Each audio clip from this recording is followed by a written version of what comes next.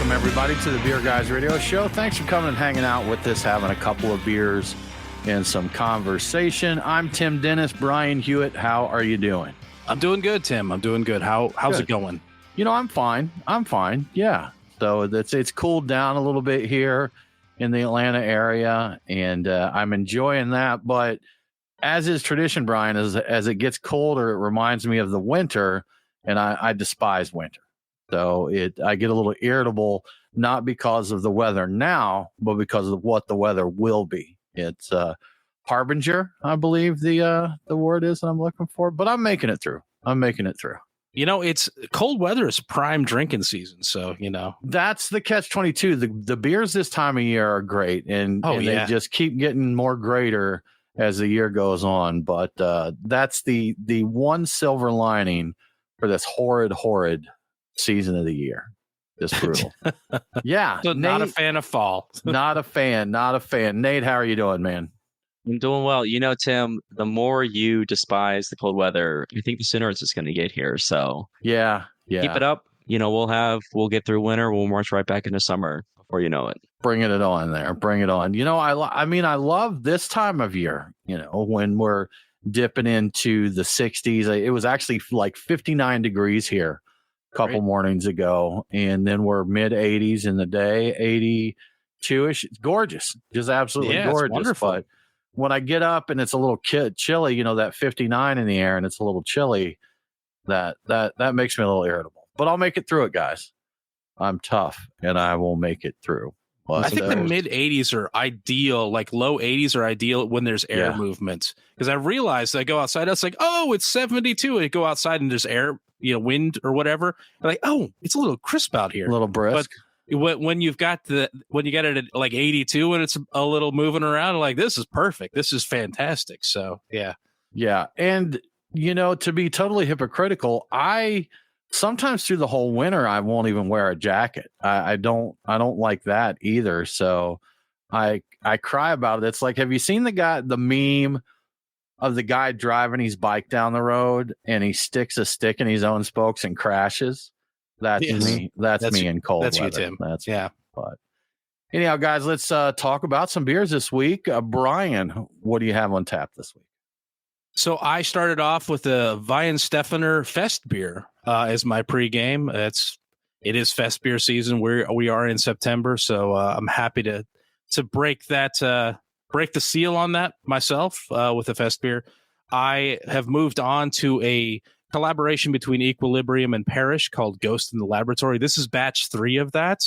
It's a New England hazy double IPA, and if I'm still sitting upright, I will have perhaps an Oscar Blues barrel-aged 1050 later in the show. So that's where I'm at, and that is a big, beastly double imperial stout. So like I think it's about 12% or something like that. So at least it comes in 12-ounce cans now. So it's in 12. Is that the new release of the barrel-aged 1050? Or I believe so. Okay. I believe I got that within the past 2 or 3 months. Gotcha. Yeah. So that's what I'm up to. What you drinking, Tim?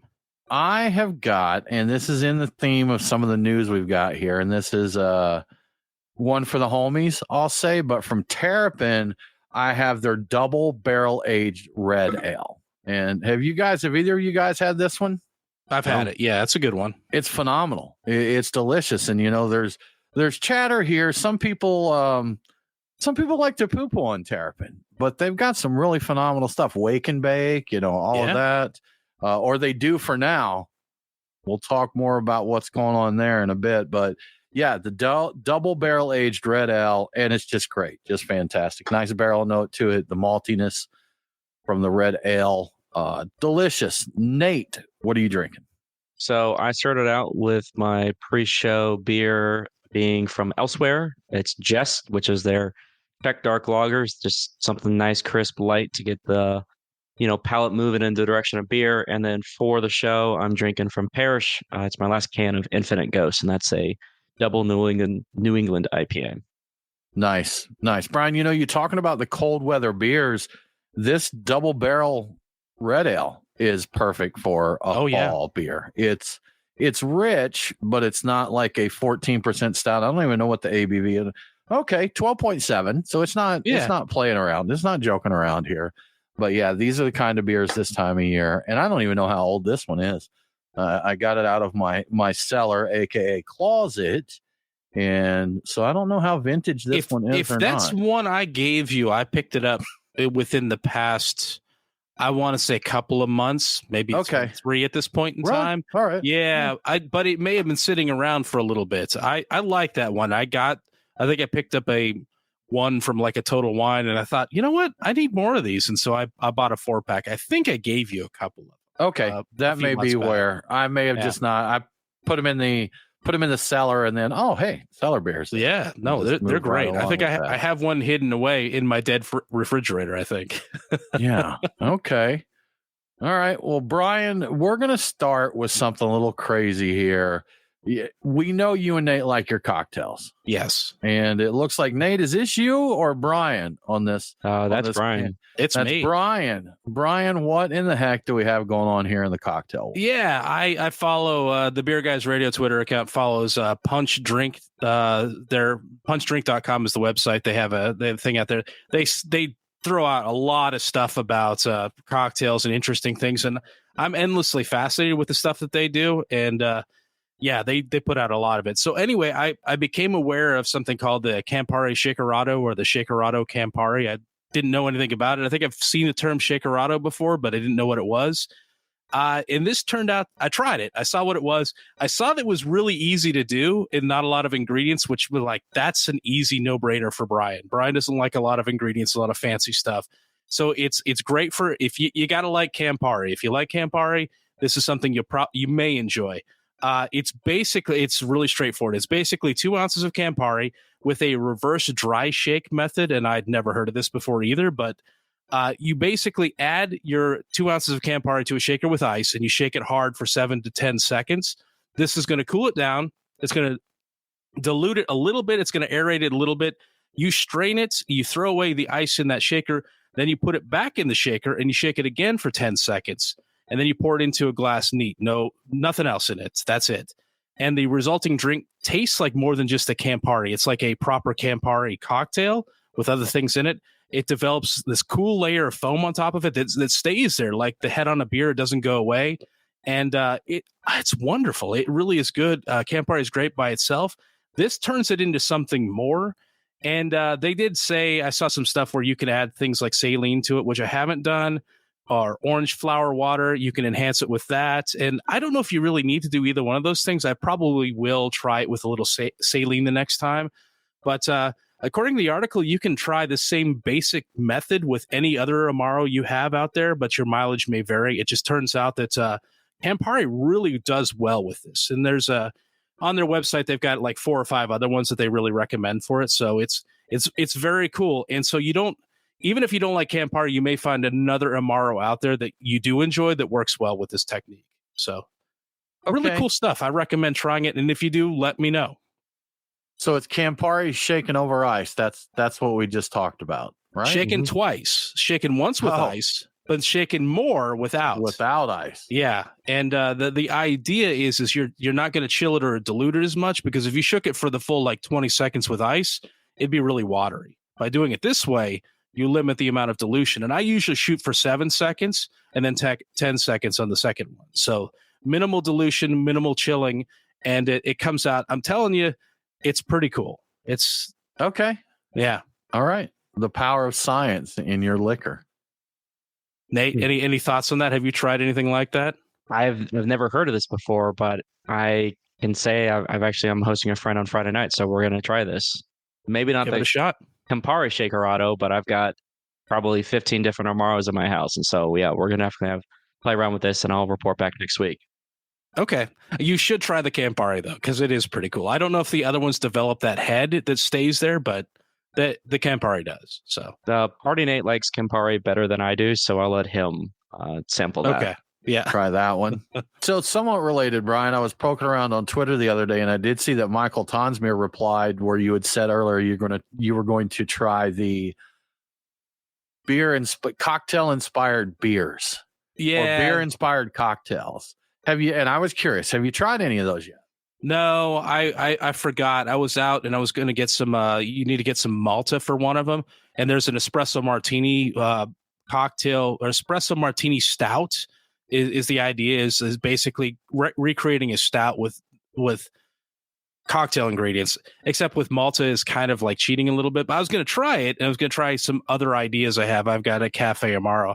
I have not done it yet, but I got a little chat with him on it, and I mentioned that he really liked the idea of adding the little Amaro for a little extra flavor. And I don't know if he commented on my thought to add a little sherry to replicate the aging of the beer, because I have so many interesting coffee stouts and other things that have aged, and like a lot of them develop a fun little sherry note. You drop a little in there, you like, now you've got an aged coffee stout basically. So I haven't tried it yet. No, it's on my list of things to do.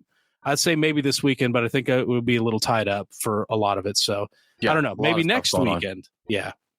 Cool. All right. I was curious. I'm curious as well if you get a chance to try those out. Definitely try to. All right. Well, guys, big news this week. Tilray. And we've seen Tilray gobbling up breweries. We've talked about it. I think the first one back, it was Afria, purchased Sweetwater, then Tilray got in there and they bought a bunch of other breweries in that. The latest acquisitions being Terrapin Brewing Company and some others. So, Sweetwater and Terrapin here out of Georgia. Last week there was some pretty large scale layoffs over there. And Brian, it looks like you dug in and got us a decent bit of information. So what's going on with these Tilray-owned breweries? Yeah, I got a little bit. So they just bought the 4 breweries from Molson Coors, and they're cutting the workforce, like you said. And the reason they say is just they're reducing redundant positions or redundant jobs, which when you have that many breweries together, there's probably going to be some of that, especially in the sales and marketing area, I would imagine. According to an official statement from Tilray, they say they've laid off a limited number of employees across various departments. That sounds pretty innocuous, but we've since learned from the New School website out of Portland that that means the entire innovation team at 10 Barrel has been let go, and that's been confirmed. And both of the 10 Barrel founders, Chris and Jeremy Cox, have also resigned. Tilray has not yet announced any or released any official details about who's been laid off and from where. But we've also, as you alluded to earlier, we've heard rumors about pretty extensive cuts at both Terrapin and Sweetwater here in Georgia. And I think perhaps Terrapin more so than Sweetwater, but it does sound like both have been fairly affected by it from what we can determine. I can share a little info on Terrapin, and there is some info that's been shared to me that's not finalized yet, so that I can't really speak publicly about it. But it does sound like Terrapin across the entire organization, it impacted around 30 to 40 people from the group. And we know that they really hit the sales team hard there. There's some others that are going to be impacted as well. As you all know, Terrapin ATL Brew Lab, a sponsor of the show here. That our partnership has been impacted, by that. Everything's up in the air right now. And there's been speculation, of course, on the forums, the local beer forums, and people just discussing, what's going to happen now since Terrapin's no longer a, Miller, Molson Coors, who I'm not sure who all is in the mix there. But that's who's licensed at Truist Park with the Braves. So, it could impact the brew pub there, and we'll see what goes on with that. But it was a heavy hit, and something that really surprised me. Those in the Georgia beer community know the name Spike Buckowski. Spike and John Cochran were the founders of Terrapin all those years ago. When they were purchased by Miller, then John left and he started Upcountry Brewing outside of Asheville or up in North Carolina, which is, for those that have listened to the show, that is going to be Griffin and Sphinx Brewing now that Wayne Wombles had purchased. Spike stayed on with Terrapin and that. Spike was one of the people impacted by the layoff. So the founder of the brewery was released, and also Dustin Watts. Dustin was the president of Terrapin. So they cut deep. I mean, when you cut the founder of the company, that's some serious stuff. And I don't know how exactly Spike's taking it. Obviously, if he stayed on board with them, he still cared about the company, wanted to stay there. We've had Spike on the show a few times, talking about Terrapin, and he's at a lot of the events here that we see. So This one hits close to home. We hear about all of these breweries letting people go in their breweries that we love and that, but these are people we know. These are people we know. Some have been with the organization for, Spike since the beginning when it goes to Terrapin, and others that were kind of assimilated through the organization as they were purchased and moved things around that have been there for decades. So we were just hanging with Spike not that long ago, right? Yeah, not too long ago. All of his interesting plans and all the cool little the cool beer projects he was making. I'm like, yeah, it's sad. He was still having fun, still coming up with new stuff. And yeah. I'm curious. I mean, maybe Spike will get into something else. Maybe. Yeah. I mean, not the best time to do a project like that. But who knows, man. But yeah, this one's tough. Seeing friends impacted by it, and like someone commented on one of the forums, we thought Tilray was the good guys. We see all these big beer companies buying up these smaller breweries, and it happens time and time again. We saw Monster, gut Cigar City Brewing, and we're seeing it with Terrapin and Sweetwater and these breweries that once they're acquired by a big company, obviously Tilray has shown that that's exactly what they are, just like anyone else. They're just a piece of the business. They don't have the same attachment to something, like a Spike would or anybody else that's been there a while. If it doesn't look right on paper, that's it. Where someone who had an emotional attachment may push through tougher times to try and make it to the other side, for better or worse, to be honest with you. But with a company like Tilray, that's not there. And when you acquire so many breweries, there's absolutely no doubt you're going to have jobs repeated. You're going to have overlap there. So, from a corporate perspective, I guess it's a little naive to say, hey, we thought you were the good guys. If you get 10 breweries in your folder, your portfolio, you're going to have some duplication of efforts there. That's just unnecessary expense. Sure. So I get that, but that's what I know right now that can be shared, at least from the Terrapin side of things. I will say that I have a sneaking suspicion that Tilray on paper will still do better than Monster. It seems like Monster is doing all the things you don't like about the big companies that buy out a place, but also not doing the smart, like not using their properties well. So far, Tilray has performed well on paper. So I'm curious to see what they do. I really, this does bother me a little bit. I'm like, that's sure. It seems punitive almost. I'm like, dang, man. I talked to one of the people that's being impacted by this, and he's like, I've been here 18 years, so it's something you dedicate your life to, a company, to a position, to seeing things grow. And then they're like, hey, we no longer have a need for you there. And it could happen to any of us, really. Any kind of merger, acquisition, or any kind of change like that definitely could. But like you said, Brian, at 10 Barrel, we don't know the folks at 10 Barrel personally, but there were a couple names there. I forget the names right now, but that were well known in the industry. And I forget part of that name. Innovation team. Yeah, award-winning brewers, really, really well known. So one of the most award-winning brewers of in their innovation team, I forget the name, like maybe of all time in the U.S. It's like they just gone like that. That's the kind of decision a company makes when their main business interest or their knowledge is like in weed or something else that's not beer. I'm like, I think you'd hang on to somebody like that. There's value. There's cachet there that could be used. You could use that in part of your marketing and use obviously producing good beer. So like that seems like something you'd want to hang on to, even if you were cutting some other stuff. So I would seems think, a little man, tone deaf and a little like they're making. It seems like a mistake. It really does. I mean, craft beer is a lot about the soul of a brewery. And I think a lot of people are attached to, I tell you what, Brian, I got some Intamins. They're these cool things. It's like a brownie, but the top half is a chocolate chip cookie. Oh, okay. They're delightful. They're really good. But there's no emotional attachment to Intamins. And I doubt there's many people that do have that attachment. Maybe if they have people working there and that, but it's not like it's Duke's Mayo. Those people are just weird.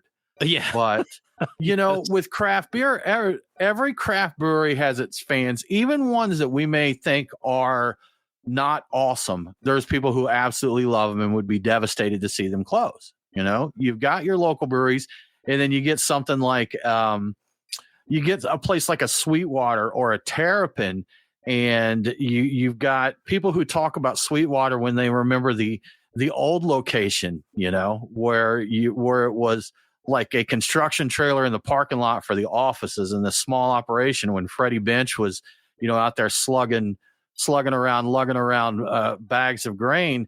They're massive now. Here in Atlanta, they've got what I would call a campus where their brewery is.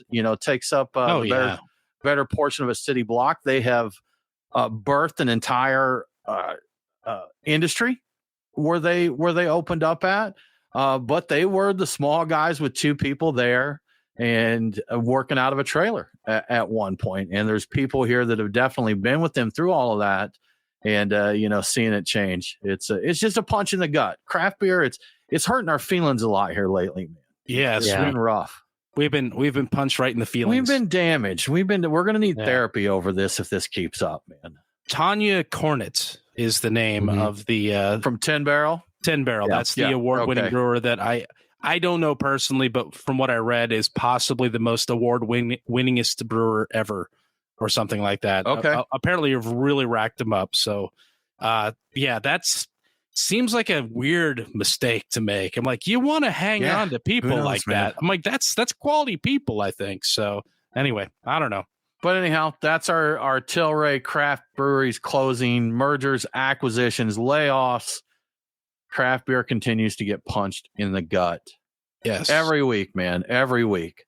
Can we hit the rewind button? Go back to when we launched the show in 2016. It was just you just got on the air. We just got on and got excited every week. It's, 73 new breweries opened up. Everybody's doing awesome.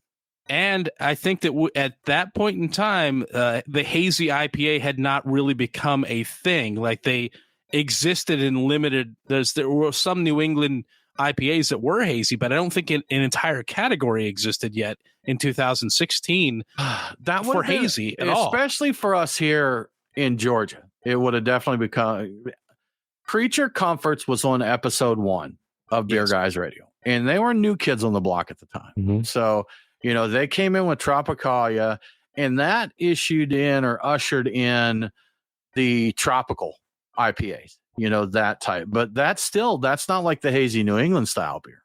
No, it's not. So I think I used to call them like the East Coast IPA, because we still had a concept of like a West Coast IPA, and this was like wasn't hazy, wasn't anything, but it was juicier, not as bitter, but it wasn't really the hazy, soft whatever that you get in New England. So it was like the in between. But I guess I haven't used that term in a while, and I don't even know if it really is a point to it anymore. But I won't throw anybody under the bus with this, but when the word of the hazy IPA got to Georgia, when it made it down here, that these are cool, these are the thing, these are the trend, these are hot, a few breweries attempted to make them by just reading like blog posts and such, Untapped reviews and blog posts.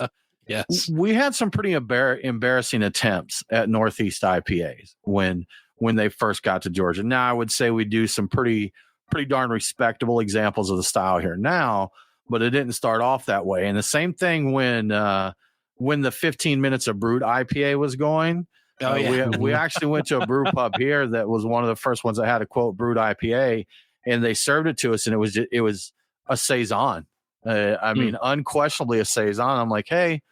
I ordered the brewed IPA. They're like, that's what that is. I'm like, I'm like, are you sure? I didn't want to just be blunt and be like, no, this is most definitely not a brewed. They're like, yeah, that's our brewed IPA. So I was like, okay. I wanted that to be a thing and continue to be a thing, because I like the concept of the style. The really crisp, the higher ABV, effervescent, and like effervescent, and perhaps even like a little winey character to it. I don't remember if that was necessarily part of it or not, but man, I really like that idea, and I really wish that would have caught on. It's that sure would be preferable to seltzer to me, to seltzer. No, Brian, your opinion is wrong. No, obviously we got White Claw. So Now, the best I can do is White Claw. No. Yeah. Well, Brian, I do not accept your offer, Tim. no, declined. Some other big news in the brewing world, and we actually had Anderson Valley on the show not too terribly long ago. Sometimes my remembrance of time isn't good. I'll say not too long ago, and they're like, that was 2002. So, Yes. but we spoke to them, and they're up for sale right now. Yeah. So the Brewbound tells us that Anderson Valley has officially been listed for sale sometime recently. I'm not sure exactly when. The asking price for the 36-year-old brewery is $7.9 million. And I don't know these days if that's a lot or a little. I guess that sounded inexpensive to me. Like $8 million for a brewery. Now, the one comment I did see, and you may mention this, Brian, it didn't include real estate. And I think that could be a big part of. There's an interesting thing where I think there's according to what I read, there's $5.4 million worth of brewing equipment, furniture, and a limited amount of like real estate, maybe the brewery itself and some packaged, some inventory, some packaged stuff. But there's also, I think, another $5.4 million worth of real estate that's not included. So there's an additional amount of stuff that they're not going to be selling. But that also includes the solar power system, which that we've talked about with them on, and there's a self-contained water treatment system, and the brewery has a annual capacity of 100,000 barrels annually. So yeah, that's what an annual capacity is how much you could do annually. That's good to know. Yes. Thanks for the clarification, man. Yeah, I just want to make sure that annually is yearly. Yes. According to CEO Kevin McGee, they're already in early discussions with several interested parties. If the sale goes through, this will be the third time the brewery has changed hands. Kevin McGee bought it back in 2019 from Trey White, who bought it from the founders in 2010. According to the BizQuest listing, the stated reason for Anderson Valley being sold is the owner is retiring. And I didn't see that mentioned in the articles, but it's there in the listing. We talked to Kevin McGee about 5 months ago. I looked it up. Episode 408. All right. And if you'd like to hear more about what's going on at Anderson Valley, what they're looking like today, just everything, check that episode out. But it's interesting. When we talked to him, there was no indication that they were thinking about selling at that time. They seemed like they were, just doing really well, just overall. So, but if he's retiring, he's retiring, Yeah. And that was my thinking as well when I saw that they were for sale, is that there was no indication. Now, that's not to say that he wasn't doing some pondering when he talked to us, but from our discussions, that it seemed like, hey, we're hunkering down, we're sticking to the basics, we know what we're doing, we're not getting caught up in flash in the pan trends, and we're rocking right along. We're like, great. So now 5 months ago, with the way beer has gone, a lot can change then, and it may just be like, you know what, this isn't worth it right now. So Brewbound, I believe they did make mention that when he originally bought the brewery, he and I think his family or a group of friends and investors bought it. He was looking at a multi-generational play. So it sounded like the idea was to pass it down to somebody. I'm guessing that somebody decided they didn't want it. I don't want to do this. Yeah, I don't want to do this. Guessing that's understandable. Things happen, man. Things happen. And Brian, since you have just made your effort to find all the terrible news this week, I did. Modern Times, their OG spot is closing. If I read correctly, they're going to contract only. Is that right? Yeah. So they've had a really rough go of it. Modern Times grew they were such an incredible success story. They grew all throughout the 2010s. It just a reckless expansion. They eventually were sued by their lenders and sold to Maui Brewing Company to form Craft Ohana with the two together. Now they are closing the original Modern Times brewery. I think it's the last Modern Times property out there. And all of that beer will be brewed on a contract basis by AleSmith Brewing. The reason for the shutdown or the reasons are all the common ones, including, slow craft beer sales, stiff competition, increasing costs, but also some interesting details. It turns out that Modern Times brewing facility was in really bad shape due to a lack of proper maintenance. And that led to there being outages that decreased the brewery's efficiency. So that facility wasn't doing really well, and which is crazy to think that facility is maybe just 10 years old. I think they were founded in 2013, so 11 years old, and it's already not doing so well. So in short, Craft Ohana decided it would just be more effective to have somebody else brew the beer instead of having to maintain or upgrade that facility. As a result of the closure, 57 Craft Ohana jobs will be cut. So there will be quite a few people that will not be working anymore. That's unfortunate. It's kind of it's kind of the way things are going these days. So kind of ironic though. Ohana means family. Oh yeah, that's right, doesn't it? Oof. Yeah. Oh yeah. Dang. I will say this. I'm surprised to hear, Brian, that their brew house was in a state of disrepair, because with the quality of their beer and the reputation they had out there, I figured they would have ran a tight ship. On the flip side of that, if you're being contract brewed, if AleSmith is doing it, that's a pretty good sign, in my opinion. With the quality of what AleSmith does, at least it's not they're not contract brewing to Bob and Ted's corner contract brewery there. Yeah. So, and it could be that that's kind of being added to the list of things, like a laundry list of reasons why they need to close. And maybe the maintenance wasn't so bad. We're just taking their word for it. There was also a note in there that didn't make a lot of sense. There's a lot of real estate development in the area, and it sounded like it was bringing a lot of people into the area, but it was listed as a reason why they needed to get out. And I'm like, okay, really? And I'm like, so I didn't really mention it before because it didn't make it all any sense to me at all. But I don't know. Any sense? Yeah, at least they chose a good partner to brew for them. AleSmith that's a good choice. So theoretically, the beer will still be fantastic. In theory, man, I think that there's a good chance of that. Well, Brian, why don't we take this time to thank our sponsor? Yes. So the temperatures have dropped a bit, and we're well in September. Everybody, check your calendar, make sure I'm right on that. So my Truck and Tap picks for this week do actually include Oktoberfest beers, but not pumpkin beers, because I'm not feeling those yet, and I may never be feeling those again. But that said, if you do enjoy pumpkin beers, Truck and Tap has you covered this week. Most locations are featuring Heavy Seas Bourbon Barrel Aged Greater Pumpkin on tap.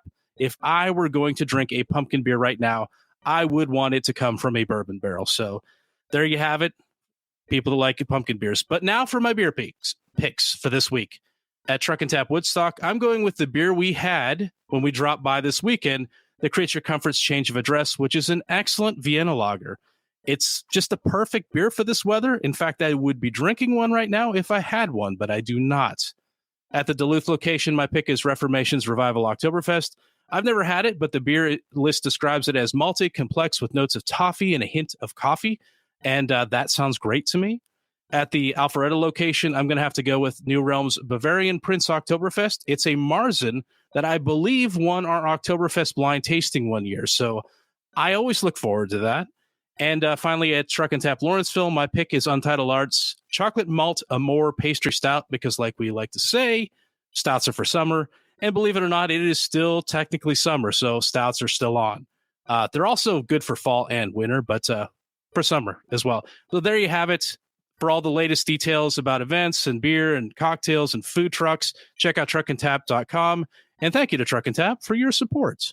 Thank you, Truck and Tap. Yeah, it was a good time this weekend, Brian. The weather was nice. Yes. And downtown Woodstock, we walked right up on the sidewalk to the serving window there, got a beer right on the street, because we're in what they call an entertainment district there. Yes. We walked over to the park and grabbed us a picnic table in the park and hung out. And that was a dark and rich Vienna lager. Yeah, it really was. Surprisingly dark for a Vienna lager, but man, it was really good. But unsurprising, Truck and Tap had some nice beers on.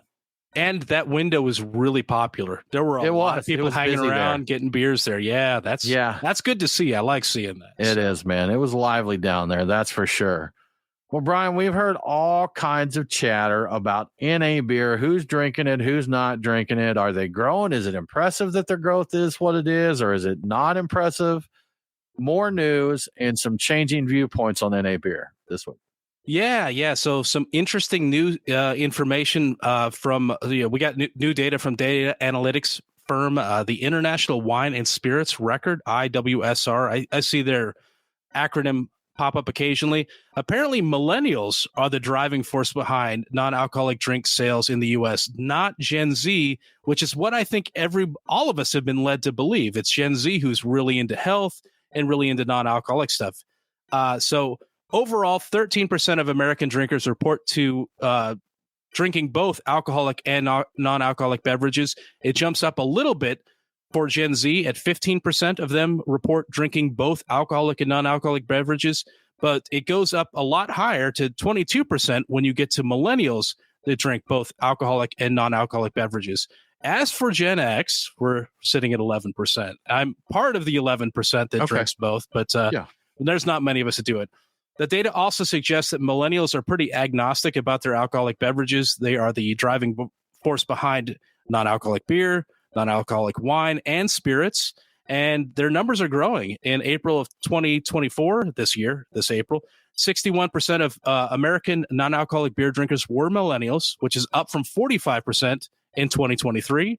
They're also 59% of the consumers of non-alcoholic wine and 66% of consumers for non-alcoholic spirits. So they they'll drink anything non-alcoholic. And the interesting thing is they're mixing it up. They really are, from what I read, they are the generation that is currently doing the best. I think has seen the most improvement of all of the generations. And as a result, I think they're more likely to go out. In fact, they are going out more often. And to balance out going out more often, they're mixing in a lot more non-alcoholic beverages to kind of maintain things. So they're kind of being smart about it. Yeah. So that seems to be the indication. Everybody else is not doing quite as well, and we're just drinking beer, I think. So just drinking up, man. Us Gen Xers, man, they're only at 11%. Yeah. But that we talked about it before. When we first started covering non-alcoholic beer, we got some, I wouldn't call it hate, but we got a little disdain for the fact that we were drinking NA beer and wondering why we were doing that. Brian, I see what's in your hand. I'm gonna let you talk about it because I know you're excited. What you got there? I found it. I was looking for some beers. I needed to pick up an Oktoberfest. I didn't have any. I found Deschutes Black Beet Porter non-alcoholic, and I drank one this afternoon. It's good. It's a little different than Black Beet Porter. It got a little extra sweetness to it. So I'm part of the 11% that will drink both. I was really excited about this, and I couldn't wait to get it cold and drink it. So, Did it meet expectations? Be honest with me, man. Be honest. I could tell something was up with it. So I wanted something where I couldn't tell at all. And it wasn't like a big thing, but I was slightly disappointed. Like I could tell that it tasted like maybe not all the sugars had been fermented out. Like it wasn't quite where the other one is. That said, that's not bad. I think it's great. And I really enjoy drinking it. Yeah. And I got to tell you that the gnats in my house really enjoyed drinking it too, because there were like four of them in the bottom of it after I finished. So that's not, that's just a testament to how good this is. Even the gnats love it. Is that a testament? Is that a glowing recommendation there? Yeah, I'm not sure that's it. Yeah. If I set a beer down anywhere and there's a gnat within a half mile, they find you. It will find my glass and die in it. It's just, but I did notice like there were a bunch in the bottom. I'm like, what happened? Yeah. But anyway, yeah. If we were all sitting at a table drinking beers, you would be the person that they would go to first. I would be. That's always been the case. Well, Brian, kind of some seasonal information here. We know as baseball winds down, football season's kicking off here. Everybody's talking. College is big here in the South in general. We've got our SEC teams and that, so there's a lot of chatter there going on. And the NFL season kicking off. Yeah. In that vein, on that topic, bookies.com did some studying of what it costs to attend an NFL game. And they gave some numbers for a family of four, throwing in stuff like hot dog prices, soda prices, parking, and of course, beer prices. And it sounds like in general, depending on where you're going, man, you may need to take out a little small loan to take your family to a ball game. Yeah, if you get the tickets, obviously, your family of four, you get the parking, you get the 4 hot dogs, you get 2 beers for the parents, they're 16-ounce beers, and you get 2 sodas for the kids. That's going to cost you $808.20 on average across all of the stadiums. Now, it's going to vary quite a bit, so some will be a lot more expensive and others won't be, but That's only $21.37 of that actually goes to the beers. That's 2 16-ounce beers are about $10.69 a beer on average. By far, Washington and Las Vegas charge the most for beer. At a Commanders game, a beer will set you back $16.50. So that's more than $1 an ounce for that beer. And I don't even know what beer that is. Those are 16 ounces that the pricing's based on, right? Okay. Yeah. That's more than $1 an ounce. And at a Raiders game, it's $15 for that 16-ouncer. You can get the same beer for less than half the cost at games in Detroit, Cincinnati, New York, Minnesota, and Cleveland, between about $5.63 in New England, up to about $7.25 in Detroit. So it's amazing how much difference the prices are. And I thought I was going to try to predict what places would be the most expensive, and I really couldn't. I'm like, I wouldn't have thought that. I don't know. I really thought that here in Georgia we would rank in there because I've heard that we have pretty decent prices for beer, but we were not in the low range. We were mid tier. So okay, yeah. I guess because I always heard that too. People have always talked about the concession prices at MB Stadium are not too bad. Now you mentioned that Detroit was one of the cheapest on beer, but don't let that fool you. Because looking at this article, and again, that's at bookies.com. And the article is called Cost Skyrocket to Attend NFL Games in 2024. But if you're going to a Lions game and you're taking your family of 4, all in, the average price to attend, no, I'm sorry, this isn't average. That's figuring the cheapest ticket. Oh, the cheapest ticket, parking, 2 16-ounce beers, 2 sodas, and 4 hot dogs at the Detroit Lions is $1,611.96. Wow. So it's interesting. $1,600 to go to a Lions. Oh my, how can anybody do that? I don't know, man. And that's one game. That's like one weekend. I don't think the family of 4 that they're talking about here may be their target market if it's costing you $1,600 to go to a game. Yeah. Oh man, let's see who's okay. You know what? Shout out to Jacksonville Jaguars. All in again, same thing. Tickets, parking, beer, hot dogs. $371.79. That's not bad. You're less than $100 ahead there to go out to see an NFL game. So that's not too bad. Even the Saints, who are popular team, they're $381. That's again cheapest tickets there. Man, that's the cheapest tickets at the Lions. Yeah, seriously. What am I missing here? I'm not a football fan, but what am I missing with the Lions that's making them? But the most expensive teams, Lions, Las Vegas Raiders, the Philadelphia Eagles, Green Bay Packers, and the 49ers. And all of those over $1,000. Nine of the teams, it's going to be over $1,000 for you to go out and see a game. Did you get a load of the parking charges at the San Francisco 49ers? It's $105. Yeah, okay. Basically $106. So the article did mention that the with everything else going up, and I think it went up about, what did they say, 80%, 20% over the previous year, the entire cost average.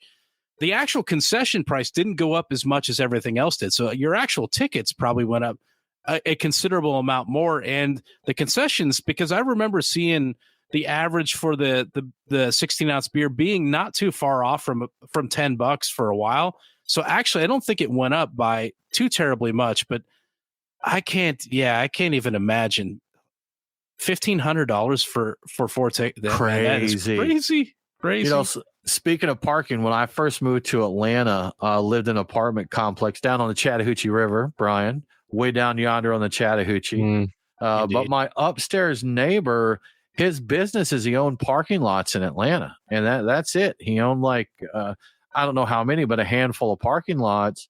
And if you've ever went to, in-city parking, some of them have I think they've all went to phone apps or some kind of kiosk thing where you pay with your card now. But years ago, you'd fold up a $5 bill and poke it in a little hole there. But it's a very hands-off business. And he drove a Porsche Carrera, Brian. Lived in a really nice apartment, drove a Porsche Carrera, and did almost no work because it's a parking lot. And those don't require a ton of work. Yeah, if I had it all to do over again, I think I would consider buying a lot because you don't have tenants that complain about the air conditioning going out or, a backed up toilets. It's a lot. Yeah, man. It's as long as it doesn't develop a sinkhole, which is not guaranteed here in Atlanta. As long as it doesn't do that, you're good. And like, you just sit there and people put their cars on it and they give you money to do it. And then they leave. That's and it. How great is that? Even if you hire an attendant, one parking spot an hour is going to cover the cost that you're paying the attendant, because it's not like they're paying those guys a ton of money. And that's even if they're like, even if they're ripping you off a little bit. And I always wondered if the guys that were there, like, hey, let's skim a little, like little it's skimmy. The sign says it's $5. No, sorry, it's an event day. It's 10. Like he's taking. But now they're even a bigger racket, because you got things like Park Mobile where you just go there and you put in a number and that's it. They don't even have a machine there to collect money at some of these. Yeah, the racket, Brian. It's a racket. I like the old system, and you notice the technology has made this obsolete, but you used to be able to pull into a spot and just if somebody else hadn't finished out the time, you just took over the time and then you would add more onto that time. No. That was clearly a problem. We need to make sure we double bill on that time. So I love the technology very quickly address that issue. I heard at one time, or in some locations or whatever, like back when parking meters are a thing, where you seriously put nickels, dimes, and quarters into a meter to pay for your parking, that topping off someone else's meter was illegal. Like if you saw someone running low and you're like, you know what, I'm going to throw a quarter in here. They're like, nope, you can't do that. And I'm like, how ridiculous is that? Really? Like a good Samaritan, like hooking somebody up with a quarter? No, man. Can't do that. Can't do that. That's against it. And that's something that should have been taken to court, because I can't see how that could possibly be supported, but it's crazy. The should start a business. Is ridiculous. Yeah. We should start a business and get us a couple parking lots, Brian. There you go. Undercut everybody else in the neighborhood and just keep churning cars in and out there. I think the next thing we'll see is like elevators, like the stacks where you go, where like they can fit two to a spot, rather than a full blown parking garage. You just pull in, they jack you up, and they put somebody else in, or like a carousel thing, maybe. Oh yeah. Yeah, like it like a Carvana thing where they have like an like the Carvana thing. Exactly. That's it. Yeah. Just go in and say my car's in B3, and they vend you out like you're a bag of Doritos. Yeah. And once a week we'll live stream the car lot just for an hour. Just put that out. That'll be the car lot podcast. We won't be there. It'll just be the lots. You look at the lot for an hour. I feel like that has potential to be a Netflix show. The lot. The lot. It just shows going around taking care of parking lots and that. It could be one of those shows that you watch to go to sleep, because it's like really nothing ever happens here. I go around and check it out. That sounds incredibly tedious, but also sounds like every other reality show out there. Like the most mundane things, but somehow people are just glued to it, just absolutely glued to it. Engrossed, absolutely wrapped up and invested in it. Absolutely. That about wraps it up for this week. We appreciate you coming and hanging out with us. We hope you all have a fantastic week. If you dig what we're doing here, you know what? Tell a friend to tune into Beer Guys Radio Show. If you really like what we're doing, we'd love your support on Patreon. Just go to patreon.com/Beer Guys. We're going to get you in the Discord chat to talk about all kinds of stuff. We'll send you some cool swag, and you'll have our utmost appreciation. But with that said, we hope you all have a really good week, and don't forget to drink local. Cheers.